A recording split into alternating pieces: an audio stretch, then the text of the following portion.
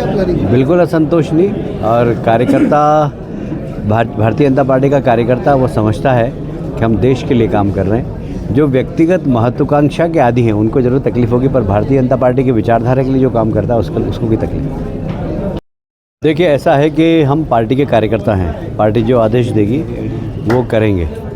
पर मुझे इस बात की बहुत प्रसन्नता है कि देश के प्रधानमंत्री नरेंद्र मोदी के नेतृत्व में जिस प्रकार विकास के कार्य हो रहे हैं, यदि हम देखें तो पिछले 3 महीने में 85 लाख करोड़ के शिलान्यास और उद्घाटन हुए हैं। मेरा ख्याल है कि आज़ादी के बाद इतने ज़बरदस्त विकास के काम कभी भी नहीं हुए जितना भी हुए हैं। आज ही अगर हम रेलवे की बात करें तो लगभग 80,000 करोड़ के आज ही उद्घाटन हुए।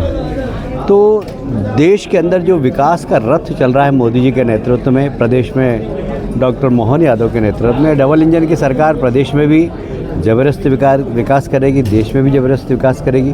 और इस विकास के कारण और विशेषकर गरीब कल्याण की योजनाओं के कारण गरीबों का एक बहुत बड़ा वोट बैंक मोदी जी के साथ है।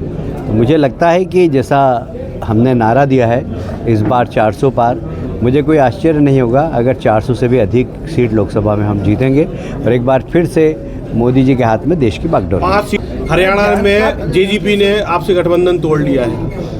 हमने तोड़ा है उनसे, उनके कारण हमारी पार्टी बदनाम हो रही थी। मैं परसों हरियाणा में ही था, हम लोगों की काफ़ी चर्चा हुई। चर्चा के बाद ये निर्णय लिया गया कि जेजेपी वहाँ पर कुछ न कुछ इस प्रकार के काम कर रही थी जिससे सरकार की छवि खराब हो रही थी, इसलिए हमने जेजेपी से नाता तोड़ा। इससे नुकसान तो नहीं होगा पार्टी को आगे? बिल्कुल नहीं, बिल्कुल नहीं। मैं कह रहा हूँ ना आपको कि हरियाणा में भी बहुत विकास हुआ मनोहर लाल खट्टर जी के नेतृत्व में, और देश में भी बहुत विकास हुआ। हरियाणा की पर कैपिटा इनकम बढ़ी है।